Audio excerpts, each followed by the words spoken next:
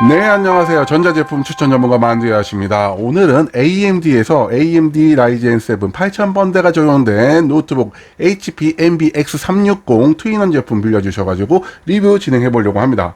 해당 제품 우선 CPU 라이젠 7 8840HS 장착하고 있고요. GPU 같은 경우는 내장 그래픽 라데온 780M 이 들어가 있습니다. 램 같은 경우는 16기가 DDR5 적용되어 있고 디스플레이는 17인치 WUXGA인데 이게 FHD에서 위아래로 해상도가 좀 더 늘어났다 라고 보시면 될 것 같습니다.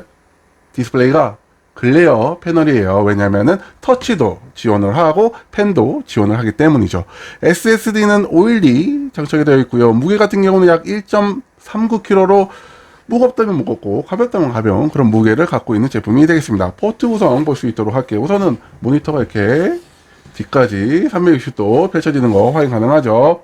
포트 풀사이즈 USB, 풀사이즈 HDMI C타입 두 개 있는 거 확인 가능하고요. 반대편으로 넘겼을 때 또 풀사이즈 USB 나오고 이어폰 잭 있는 거 확인 가능합니다. 나름 작은 사이즈인데 포트 구성은 괜찮게 놓는 그런 제품이다 라고 보시면 될 것 같아요. 자, 그럼 늘 해오던 방식대로 벤치마크 읽어드리고 장단점 집어드릴 수 있도록 할게요. 자, 우선 패스마크 돌려봤습니다. 패스마크 돌려보니 CPU 점수가 25725점이에요. 요거랑 GPU 같은 경우는 6322점이 나왔습니다. 요거 비교할 수 있는 테이블 띄워드릴 텐데, 요 장착된 라이젠 7 8840HS가 7000번대를 재탕한 CPU입니다. 그래서 큰 성능폭 향상은 없다라고 보시면 될 것 같고, 굳이 비교한다면 인텔의 최근에 나온 프로세서인 울트라 7 155H 있죠. 그거와 비슷한 성능을 보여준다라고 보시면 될 것 같아요. 내장 그래픽 780M 같은 경우는 과거 680M 대비 소폭의 향상이 있고, RTX 2050번 그거 대비 조금 떨어지는 성능을 보여준다라고 보시면 될 것 같습니다. 자, 이제 긱벤치로 넘어갈 수 있도록 할게요. CPU 점수 긱벤치 1898점 나왔고요. 그리고 GPU 점수는 26686점 나온 거 확인 가능합니다. 이것도 비교할 수 있는 탭을 띄워드릴 텐데, 자, 딱 띄웠을 때 우선은 저기 위에 라이젠 7 7840 HS 있죠. 요 정도 성능. 그리고 바로 아래 i5 13400F 대탐용 CPU 요 정도 성능 보여준다라고 보시면 될 것 같고, GPU 같은 경우는 저기 위에 GTX 780 Ti 있습니다. 그거랑 유사한 성능이다 라고 보시면 이해하기 쉬우실 것 같아요. 자, CPU 부하 테스트인 시내 벤치 R23 돌려봤고요. 12813점 나온 거 확인 가능합니다. 꽤나 높게 잘 나온 거예요. PC마크 같은 경우는 6487점 나왔고요. 파이어 스트라이크 6949점, 타임스파이는 2846점 나온 거 확인했습니다. 자, 이제 발열 테스트로 넘어갈 수 있도록 할게요. CPU 부하 테스트 시네벤치 R23은 30분 동안 빡세게 돌려봤고요. 성능 편차가 얼마나 발생했는지 확인을 했는데 약 10.5% 떨어진 89.5%의 성능을 보여주고 있는 걸 확인됐어요. 랩탑 치고는 좀 떨어지는 편이에요. 스로틀링으로 인해 10% 정도 성능 하락이 발생할 수 있다라고 보시면 될 것 같고, 내부 CPU 온도 같은 경우는 초반에 많이 올라가긴 하는데 70도대에서 안정화되는 것을 확인할 수 있었습니다. 요때 CPU에서 사용하는 TDP, 그러니까 전력 같은 경우는 24W를 꾸준하게 뽑아주는 걸로 확인이 되었어요.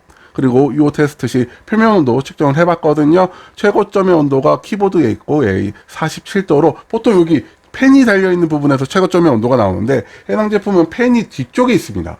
뒤쪽으로 완전히 다이렉트로 빠져나가게 돼 있기 때문에 키보드 단에 있는 온도가 가장 높았고 그 지점이 47도까지 올라갔다라고 보시면 될 것 같아요. 소음 같은 경우는 약 47dB로 준수해요.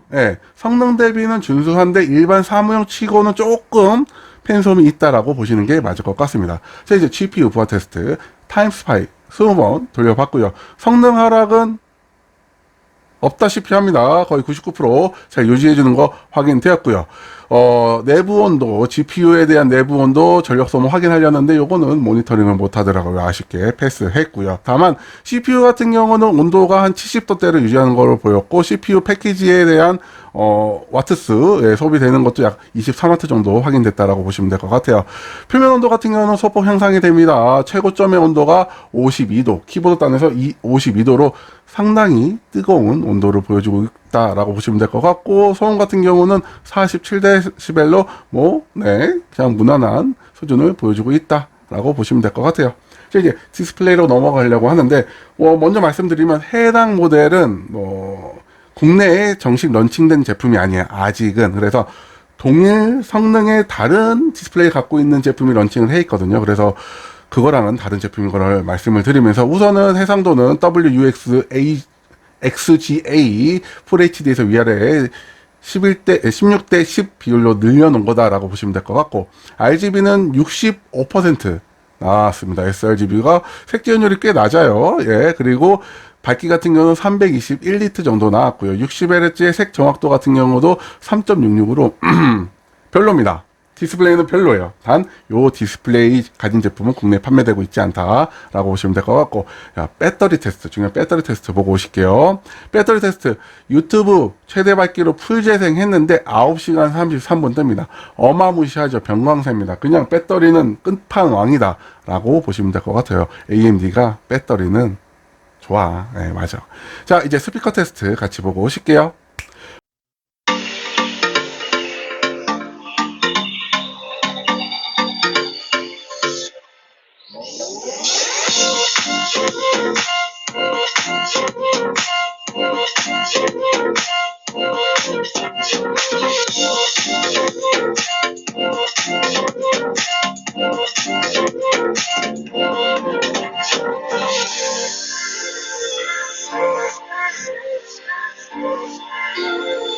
보고 오셨나요? 스피커 음질 나름 괜찮습니다. 베이스도 괜찮고 디테일도 나름 잘 잡아줘요. 다만 전체적인 볼륨감이 딱 1인용 스피커의 느낌이 있습니다. 뭔가 쩌렁쩌렁 울린다기보다는 딱 한 사람만을 위해서 울리는 그런 스피커 정도의 볼륨감이다 라고 보시면 될 것 같아요.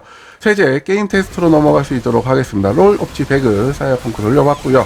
롤 같은 경우는 최하 옵션에서 평균 프레임 269프레임, 최상 옵션에서는 평균 프레임 234프레임, 하위 1% 다 100프레임씩 이상 뽑아주죠. 롤 플레이하는데 하등 문제 없고요.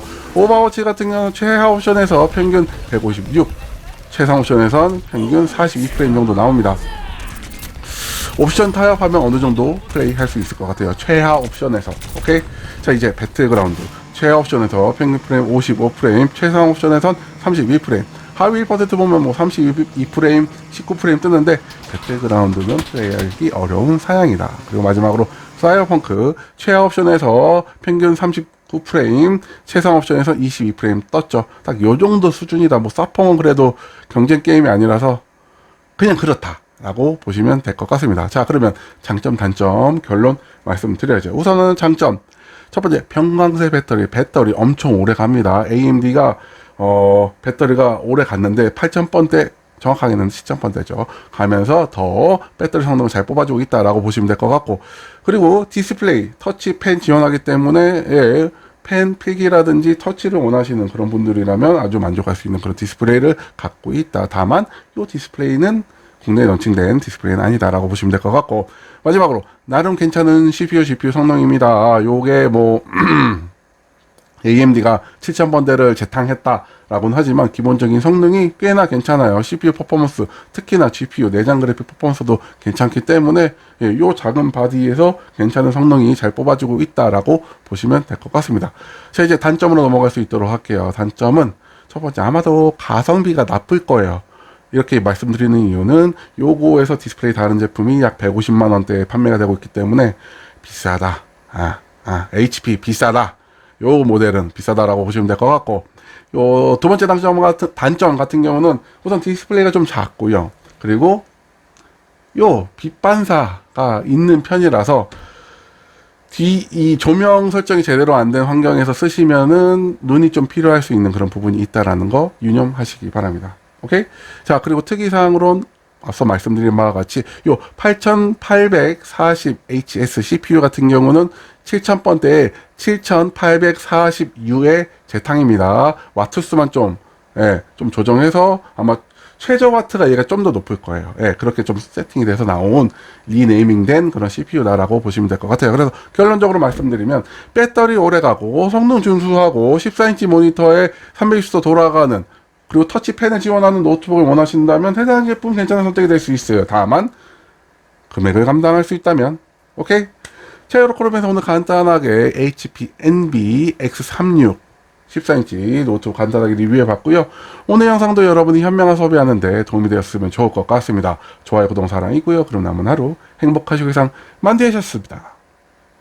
그럼 뿅.